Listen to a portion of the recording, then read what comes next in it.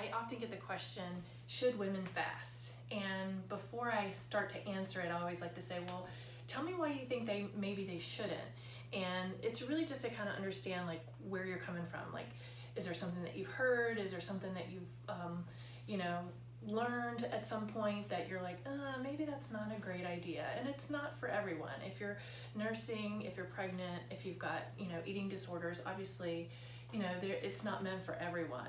But I believe that every single person on this planet, as long as you're well and you're healthy, you should be fasting, whether it's 12 hours or whether it's 24, 36, 48 hours. Everyone should be fasting to some degree. It should be on our radar as a therapeutic thing for us to do for our health, for aging, for overall wellness. And the biggest reason, especially for women, it actually, instead of imbalancing hormones, it helps us balance hormones. It gives the body a break from digesting food. When we are eating all day long, every 2 hours, how we were taught, over the years from the food companies to, eat every 2 hours, keep your metabolism up. No, what that's doing is that's really wreaking havoc on our metabolism long term, because as we eat, blood sugar and insulin is released, and the body has to go right to that. It has to send all of its resources right there to take care of that food, digest that food, and do all the chemical responses and the hormonal things that go on after we're eating that food. When we're not eating, think about when we're sleeping. So maybe we ate dinner, we were done eating by 8 or 9 o'clock at night. So from 9 until, let's say, 6 the next morning, the body is detoxing, it's repairing, it's doing all of these wonderful things that we never know about. And when we give it time to continue doing that, not only is the body not sending all of its resources to digest the food, but it's continuing to just ramp up the healing and repair. So when we get a minimum of 6, 8, 10 hours of fasting, yeah, there's a little bit that the body will try to do to detox the liver and the brain and all the organs, and but it hasn't used up all of the energy stores that it has in the muscles and in the liver. I mean, you guys, we could go 30 days without eating.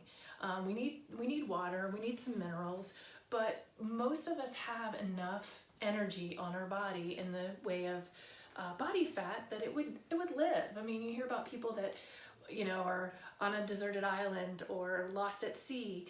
And when you see them, they don't look like the Biggest Loser where they've got the flab, the skin hanging on. The body uses the resources that it has to survive. And it's not going to muscle. It's not eating away at muscle. It's not, that means it would go to the heart. Our bodies are really smart. The body is going to go to all this excess energy that we have stored in the way of body fat for energy, and it's going to do that to keep us alive. And so that happens with women and it happens with men. So to say that one species of humanity should not fast, I think is kind of a stretch. Yes, we have more our hormones come and go, especially as we go up and down and change from season to season. I mean, but aging starts as soon as we're born. Young girls go through puberty. Things change as we go through even our teen years into our 20s. Then a lot of us have babies, and then that perimenopausal time starts where hormones begin to decline, and then menopause. So I can't really think of a stage where, as women, our hormones aren't changing and we are not aging, because that's really what aging is. It's just our bodies kind of shifting and changing based on the season. And so I feel like when you aren't giving the body food constantly, and you're affecting hunger hormones and cortisol and sex hormones, everything gets affected when we're eating food. And so when you're not eating food, the body can heal and repair. I mean, if you think about our ancestors, they didn't eat all day. And they were, they didn't live as long as we do now, but there's a lot of things that factor into that. But ancestrally, that's not how our bodies were made. We were not made to eat and to snack all day long. So women, when you give your body a chance to heal and repair, hormones can balance, inflammation can resolve, all these things can help support the body and heal. And so when we're not like elevating blood sugar, elevating insulin, and our bodies become insulin resistant over time when we eat all day, especially if we're eating processed food, high sugar food, high carbohydrate food, insulin is released every time we eat, right? And over time, it's kind of like the barking dog that's, next door. It barks in the background, and then eventually you kind of tune it out. Well, that's what the body does. It kind of tunes out that insulin response. And it's like, oh yeah, insulin's there all the time. I'm gonna kind of ignore it. And when we get into a metabolic imbalance, like insulin resistance, that's when things really start to shift. For me personally, that's when I saw, even when I was intermittent fasting, I was going until 9 or 10 a.m. or what I thought was enough intermittent fasting. But as my hormones changed and I started seeing cellulite on the back of my arms and my body composition started to kind of shift, and I was 44 years old, and I was like, okay, time out. Something's gotta change here. And I knew that I had some insulin resistance going on. The doctor said it was fine. Everything looked fine on my blood work from what they said. But then when I really dug into it, I knew that I was eating too much, too often. And even though I was informally intermittent fasting, I wasn't eating all day, I did need to kind of compress my eating window. And so many great things happened when I did that. When I really started focusing on fasting right, what I call correctly, I guess, and I started condensing my eating window, I started seeing my hunger hormones shift, I started seeing my emotions with food really shift, which at the time I really didn't think I had any emotional issues with food.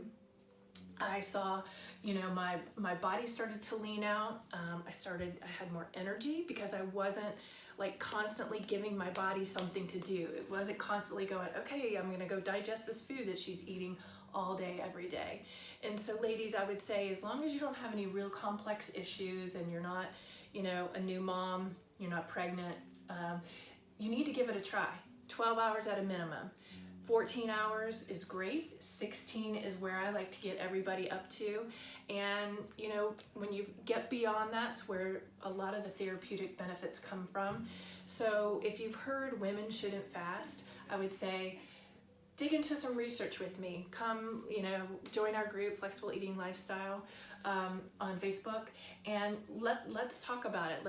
Let me show you some of the science that's behind it. Let me tell you about some of the clients that I've worked with and some of the results that we've seen and how metabolic disorders have been resolved, honestly, myself included. And so, I know it's scary when you get started to say, oh, I'm fearful, I don't want to be hungry. That's a scary thought. Well, yours truly, I'm like one of the, I was definitely one of those people that was just like, I had to have a snack with me at all times, and I was afraid. My blood sugar would dip, I would get hangry, and I was like, I don't like that. But really, when you have that stomach hunger, that's when all the magic is really happening in your body. That's when all that good healing and repair is going on. So if you haven't tried intermittent fasting, if you're not going at least 12 hours a day, I hope you will talk to your doctor or a practitioner, jump into our group. Let's do it together, okay? And it really is something that I believe that all women should do. And if you're unsure, grab a friend, message me. I'm happy to support you.